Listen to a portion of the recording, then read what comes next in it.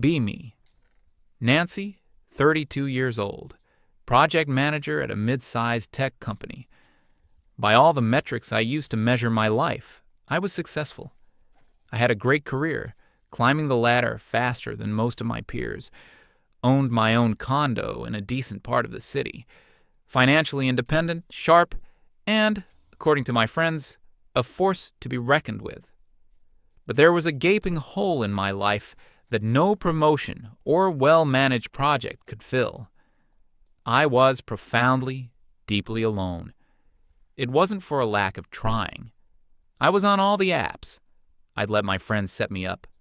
Every single attempt at dating for the past 5 years had ended in the exact same way, a spectacular crash and burn. It always started well enough. A match, some witty banter over text. He'd seem normal, interesting even. Then we'd meet for a drink, and the real me would come out. I remember one date in particular, a few months before everything changed. His name was Mark, worked in finance, seemed nice enough. We're sitting in a bar, and he's telling me about a challenging deal he just closed. He's proud of it. I can see the genuine excitement in his eyes. Instead of congratulating him, my brain just kicks into autopilot. I started explaining how the aggressive, competitive nature of the financial sector is a direct byproduct of toxic masculinity. I told him that his win was likely built on the exploitation of a system designed by men for men. The light in his eyes just went out. It was like watching a candle get snuffed. He tried to change the subject, asking what I did for fun. I told him my main hobby was activism, specifically deconstructing patriarchal power structures online. He just nodded slowly, took a long sip of his beer, and said he needed to use the restroom. He never came back. Left me with the bill. That was my life. A repeating loop of me turning potential connections into ideological lectures. My social media was a reflection of my real-life persona. It was a curated wall of infographics about the wage gap, retweets of articles about benevolent sexism, and long, angry threads calling out problematic behavior in movies and TV shows. My friends, all of whom shared my worldview, would cheer me on. "You go, girl. Speak truth to power." But their encouragement felt hollow when I was sitting alone in my perfectly decorated condo on a Friday night, scrolling through pictures of their happy family vacations. I had built a fortress of righteousness around myself, and I was its only prisoner. My work life was no different. I was efficient and good at my job, but I viewed my male colleagues through a lens of deep suspicion. If a man repeated my idea in a meeting, he was repeating and stealing my credit. If he tried to explain a technical concept to me, he was mansplaining. If he held the door open for me, he was performing an act of benevolent sexism, subtly implying I was weak. I was constantly on guard, cataloging microaggressions, ready for a fight that only I was participating in. The men in my office mostly just gave me a wide berth. They were polite but distant. They collaborated with me when necessary, but there was no warmth, no camaraderie. I told myself it was because they were intimidated by a strong woman. The truth, I think, is that they were just tired. The breaking point came on a random Tuesday.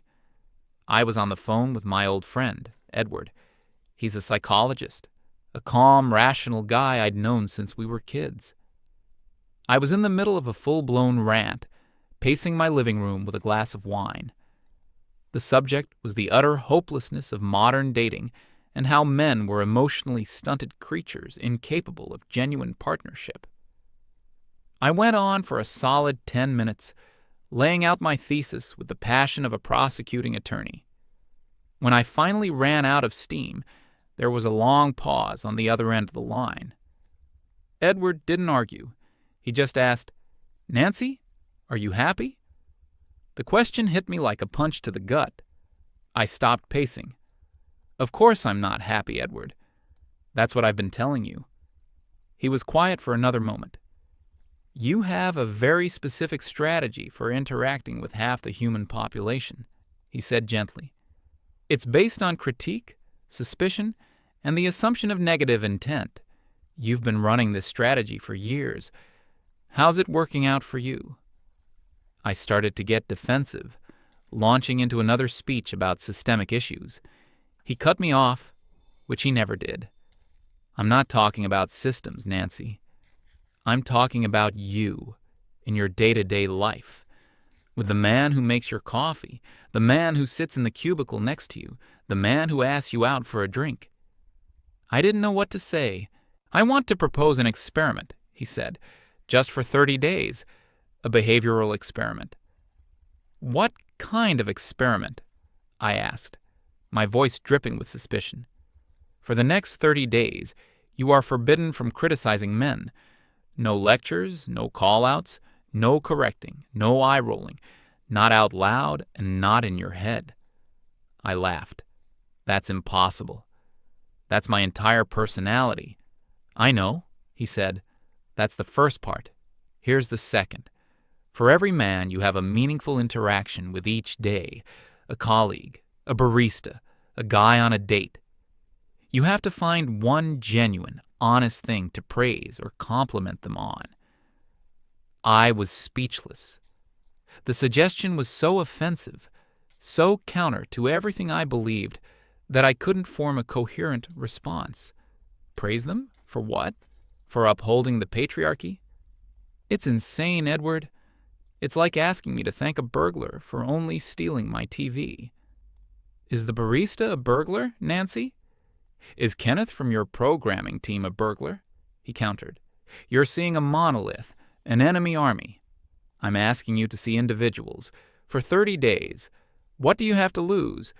Your current method has already led you to where you are now, successful, righteous, and utterly miserable. His words hung in the air. Miserable. He was right. I hated him for being right. I argued with him for another 20 minutes, but my heart wasn't in it. His logic was a pinprick in the giant balloon of my ideology. Fine, I finally snapped. 30 days. But this is the stupidest idea I've ever heard. Great, he said, completely unfazed. Day 1 starts tomorrow. Call me in a month. I hung up the phone, feeling a toxic mix of anger and dread. This was going to be the longest month of my life. The first day of the experiment felt like walking through a minefield. My morning routine involved a stop at a little coffee shop near my office. The barista was a young guy, always looked tired, kind of scruffy. We had a purely transactional relationship. I'd state my overly complicated order, he'd grunt, I'd tap my card, he'd shove the cup at me. This morning, as he handed me my latte, I took a deep breath. My mind was racing, trying to find something to say that wasn't a lie. His latte art was non-existent. He wasn't particularly friendly, but he was fast. Hey, I said, my voice feeling foreign in my own mouth. I just wanted to say, you make coffee faster than anyone I've ever seen. It's really impressive how efficient you are in the morning rush. He stopped what he was doing and looked at me. Not at my chest, not over my shoulder, but right at me. He blinked a couple of times, as if he didn't understand the words. A slow smile spread across his face. Oh, thanks. I try. The next morning, when I came in, he smiled at me. The usual? He asked. And when he handed me the cup, there was a wobbly, malformed heart drawn in the foam. It felt weird, unsettlingly nice. Later that first week, I was leaving the office. The security guard at the front desk, an older man named George, who I'd never spoken to, beyond a curt nod, wished me a good evening. Normally, I'd just ignore him or grunt back. The experiment. Right. I stopped. You know, George, I really appreciate that you're always here. It feels safer knowing you're always so alert and present at the desk. He looked as shocked as the barista had. He straightened his tie and stood up a little taller. "Just doing my job, Ms. Nancy." "But thank you. That means a lot." From that day on, George always greeted me with a huge smile and a "Have a wonderful day, Ms. Nancy." The real test came at the office. There's a guy in our marketing department, David. Nice enough, but very much a corporate peacock. Always in a perfectly tailored suit or blazer. I'd always internally mocked him for it. Classic male vanity. He walked past my desk on the way to a meeting, and I saw my chance. It felt like jumping into cold water. "David," I called out. He stopped. "That's a really sharp blazer. The color is great on you." He literally froze for a second. He looked down at his jacket, then back at me. A look of genuine confusion on his face. He probably thought it was the prelude to some sarcastic feminist critique. "Oh, thank you, Nancy. I appreciate that." He walked away, but there was a different energy about him, a little bounce in his step. An hour later, he walked by my desk again and placed a cup of coffee on it without a word. Just set it down, gave me a small nod, and kept walking. I stared at the coffee for a full 5 minutes. What was happening? This wasn't in any of my textbooks or theory blogs. This was simple cause and effect. A small positive action resulted in a small positive reaction. It was so basic, it felt revolutionary. The second week, I decided to get bolder. Kenneth is one of our senior back-end developers. He's a legitimate genius, but he's also painfully shy and socially awkward. He rarely speaks in meetings, and when he does, he mumbles and stares at his shoes. I'd always found him frustrating to work with. I had to drag information out of him. I'd labeled him as just another guy with poor communication skills who expected women to do all the emotional labor of managing a conversation. We were in a project review meeting, and we'd hit a major roadblock. A database issue was threatening to delay a major launch by weeks. Everyone was throwing out complicated, expensive solutions. Then, Kenneth cleared his throat. In a barely audible voice, he mumbled a few sentences about re-indexing a specific set of tables and creating a temporary cache. The room was silent. Our tech lead's eyes went wide. It was a brilliant, elegant solution that would save us weeks of work and thousands of dollars. The old me would have just nodded and moved on, happy the problem was solved. But the experiment was in my head. I spoke up. "Kenneth, that's not just a good idea. It's an incredible idea. The way you approach that problem from a completely different angle is seriously brilliant. I would have never thought of that." I made sure to say it clearly, looking directly at him. The entire room turned to look at him. A deep beet-red blush crept up his neck and consumed his entire face. He looked down at the table, but I could see a small, hesitant smile on his lips. For the rest of the meeting, he sat up straighter. Later that afternoon, I got an instant message from him. "Hey, thanks for what you said in the meeting." I replied, "You earned it." It was a great idea. There was a pause. Then, "I was looking at the project plan for your upcoming feature launch. I noticed a potential bottleneck in the AP I call your planning. There's a much more efficient way to do it. Do you have 15 minutes for me to show you? It could save your team a few days of work." I stared at the message. Kenneth had never, in the 3 years I'd worked with him, proactively offered help or advice. He always did what was asked, no more, no less. I walked over to his desk. He spent the next 20 minutes enthusiastically drawing diagrams on a whiteboard, explaining the intricacies of his solution. He was animated, passionate, and articulate. He wasn't a poor communicator. He just needed to feel that his contribution was seen and valued before he felt safe enough to share it. That single compliment had unlocked a side of him I never knew existed, and it had saved my project from a potential delay. I went back to my desk, feeling dizzy. This experiment was supposed to be a humiliating exercise in biting my tongue. Instead, it was making my life easier. By the start of week 3, something had fundamentally shifted. The office atmosphere felt different. Or rather, my experience of it felt different. The men I worked with were no longer a collective of potential antagonists. They were just people. They were David, who had a flair for fashion.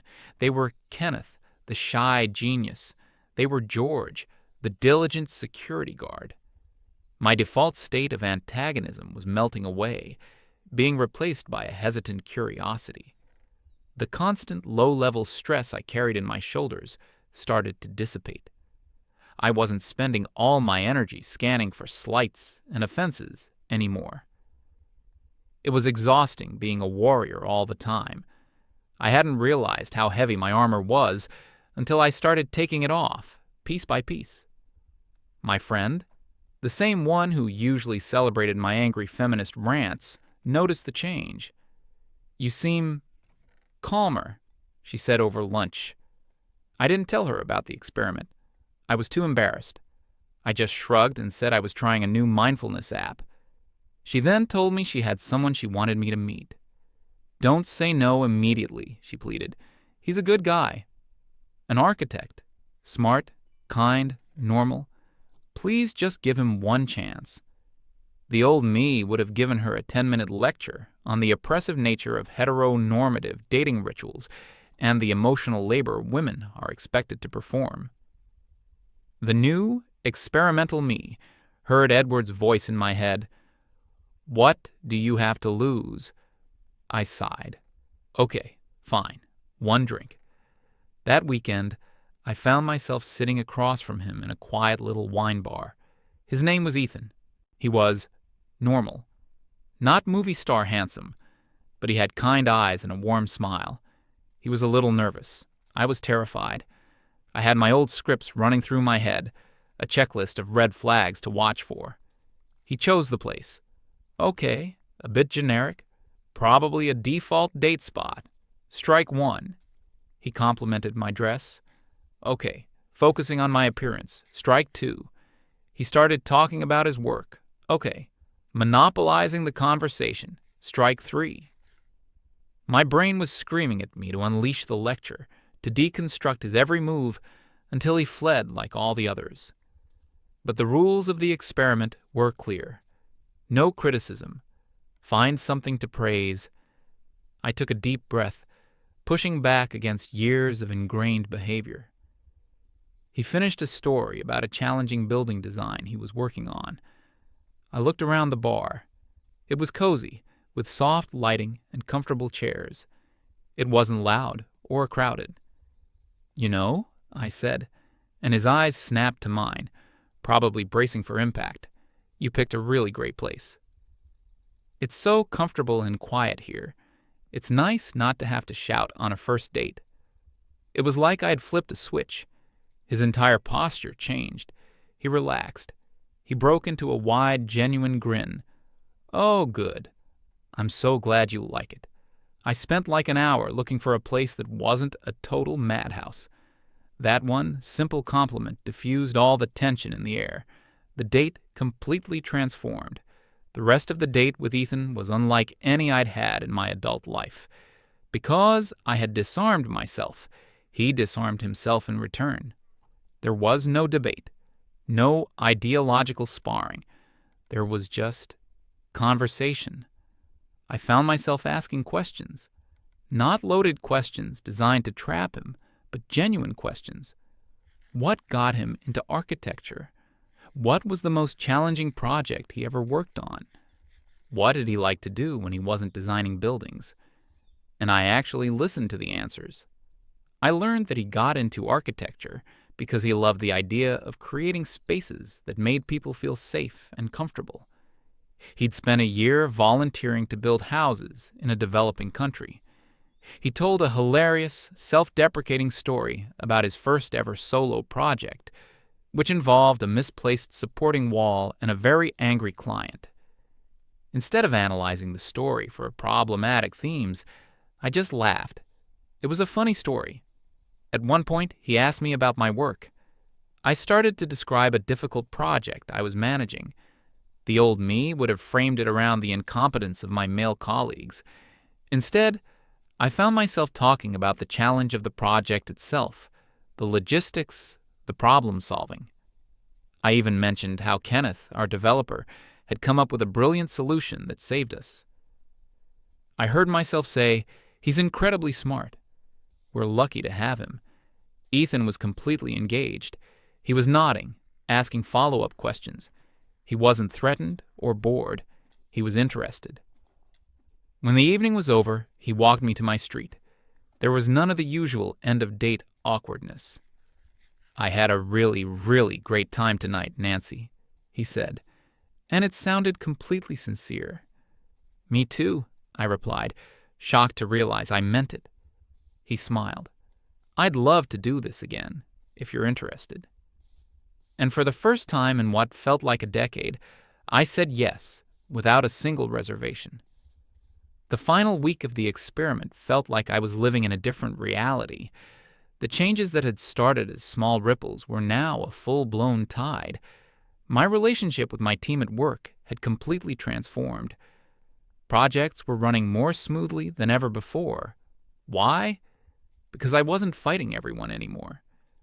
When I needed something from Kenneth, I'd start by saying, "Hey, your work on the last phase was a lifesaver. I have another challenge for you."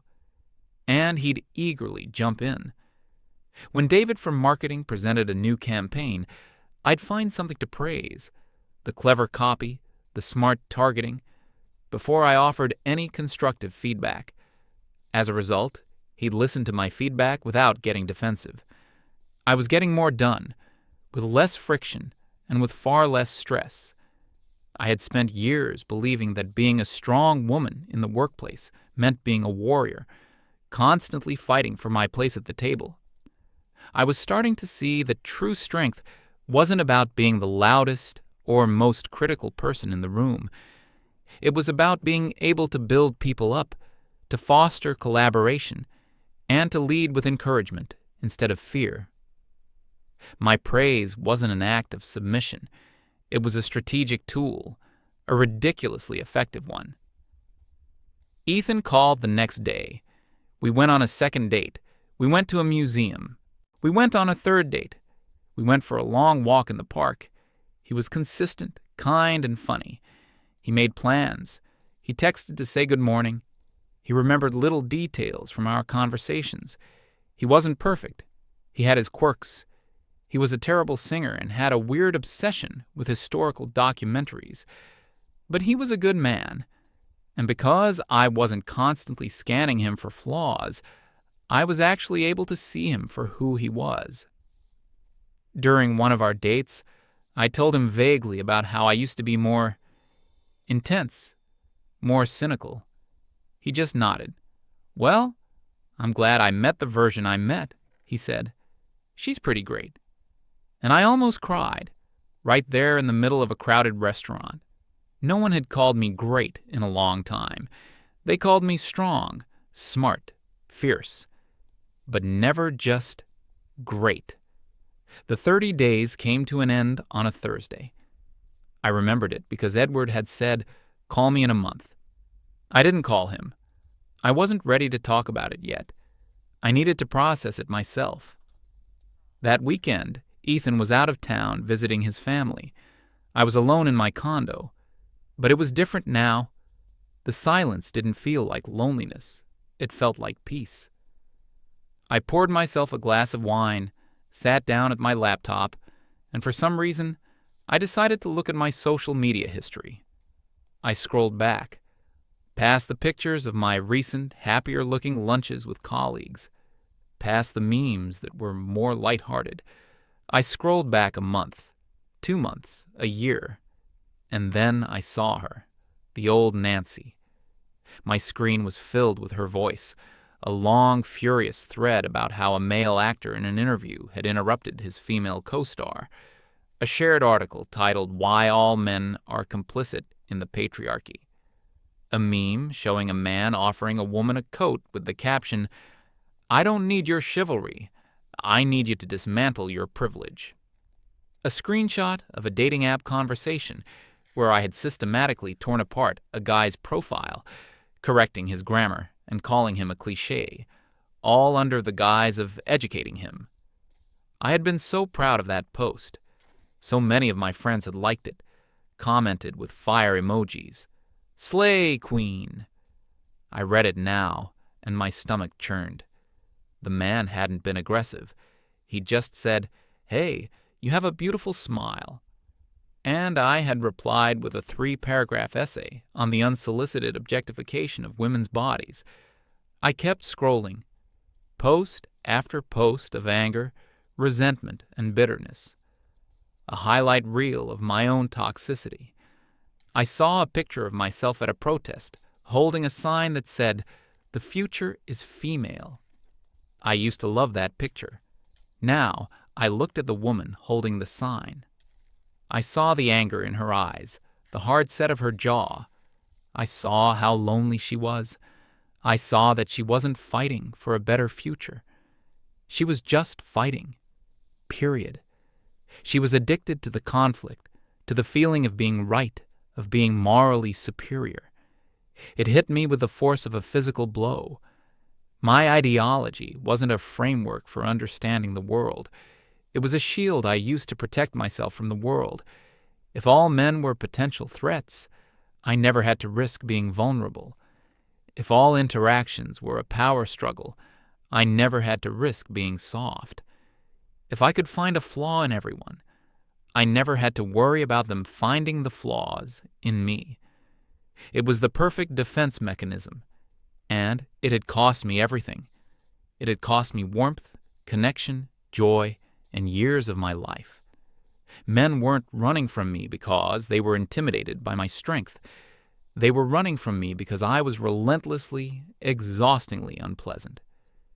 They were running because I met every attempt at connection with a wall of suspicion and every kind word with a lecture. They weren't the problem. The way I was treating them was the problem. I had demanded respect from the world while offering none in return. I had screamed about wanting empathy while demonstrating none myself.